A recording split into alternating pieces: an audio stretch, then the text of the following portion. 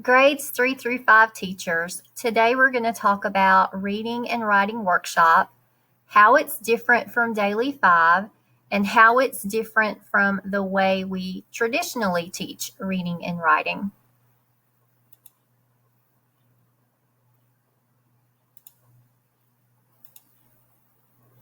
So we're going to start by trying to change our mindset.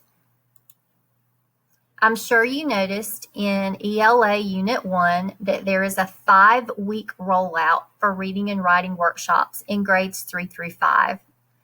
Part of this rollout includes building stamina for students, but let's look at how it's similar and how it's different from Daily 5. One thing that's different is it's easier to plan for. Unlike Daily 5, during reading workshop, the only choice is to read, and during writing workshop, the only choice is to write. There are no centers to plan for. Studies show that centers are not helpful in 3rd grade and up. And our goal for reading workshop is to build 20 minutes of independent reading stamina. Their book box is books chosen in the library of Epic, so it's important to do the reading interest survey to match students with books. And the goal in writing workshop is to independently write in a variety of genres. It's good to use I notice and I wonder when students are writing and conversing during writing workshop. So the reading and writing workshops, well, they're driven by standards. They're focused on strategies. It's differentiated. It's guided by student data. It's structured time for the teaching and learning of literacy. Reading workshop is daily uninterrupted time for students to read, think, and converse about authentic literature. And writing workshop is daily uninterrupted time for students to engage in authentic, self-selected, independent writing in a variety of genres and content areas. The main focus of the workshop model is to differentiate instruction in order to accommodate learning needs of all students while fostering a love of reading and writing in a literacy-rich environment. So as we start to shift our thinking, let's look at the traditional model versus the workshop model. So if we're looking at the time we have for reading, in the traditional model, it's limited. Students are involved in whole class reading. They may only be reading during group time, and they're given seat work to do when they're not in a reading group. In the workshop model, time for reading is increased. Students are reading more independently, and the goal is to read during the entire workshop. They can read by themselves, in pairs, or in small groups. Well, let's look at how direct instruction is different. In the traditional model, skills and tasks are what's emphasized. Reading is taught as a task to complete. The primary focus is on reading skills, and we teach these sequentially. It's less interesting and it's less challenging, especially to our more able readers. And students are not aware of the teacher's reading processes and practices. They don't understand why we teach main idea before we teach sequencing.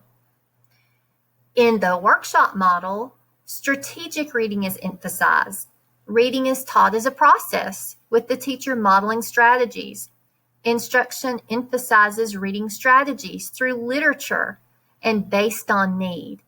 Higher level instruction is provided to all students, and the teacher models reading processes. What does this mean for our instructional practices? Well, the traditional model is all teacher-driven. Students are grouped by reading ability. We do a lot of round-robin reading.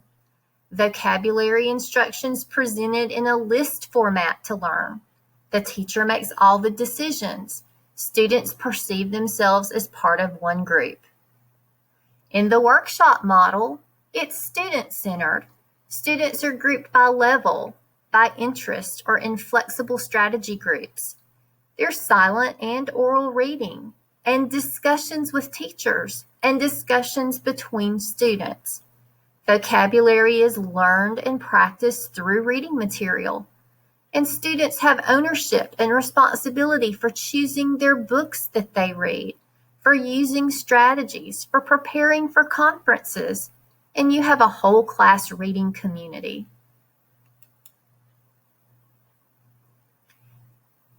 Let's look at opportunities for students to respond to their reading.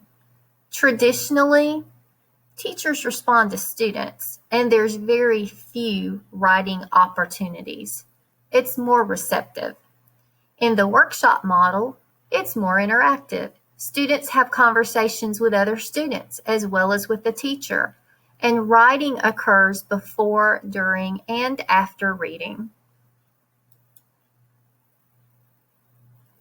So what does this mean for assessment? Well, traditionally, test taking is what dominates.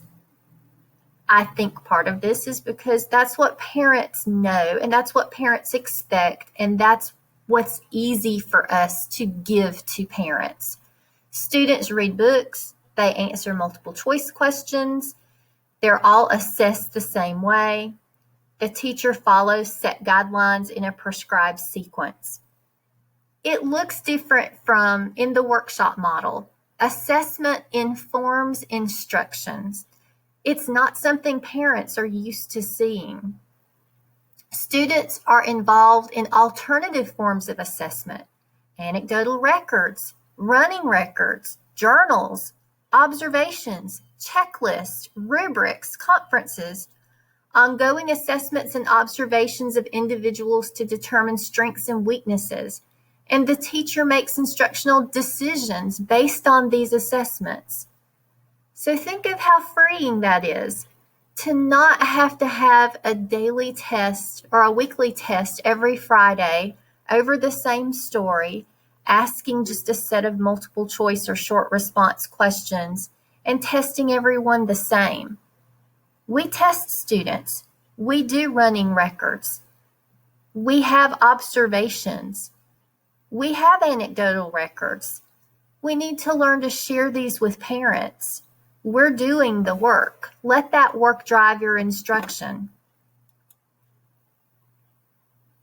So what do you look for in the classroom? How do you tell that reading workshop and writing workshop are happening? Well, has the teacher created an environment where students can grow as readers and writers? Is there a community of trust and sharing where students talk about who they are as readers and writers? Do they discuss the experiences they have as readers and writers? Do they make choices in what they're reading and what topics they're writing about? Are they held accountable during independent reading and writing times? Is there evidence that they're building that independent stamina? Are the mini lessons brief? Are parts of the lesson evident? Are mentor text used for mini lessons? Does the teacher confer with students during independent reading and writing time? And here's a few things to remember. Teachers teach the reader. They don't teach a book. Teachers model the strategies and skills students need to accomplish the standard. Teachers teach the writer, not the writing. Students are working authors, and teachers are writing professionals and coaches. Teachers write with their students and share their writing. And quality reading instruction helps students become proficient writers. I hope this gets you to thinking just a little bit about how we can shift our mindset, how we can change our instruction, how we can make things easier on ourselves and use assessments that we're already doing. Thank you, grades 3 through 5.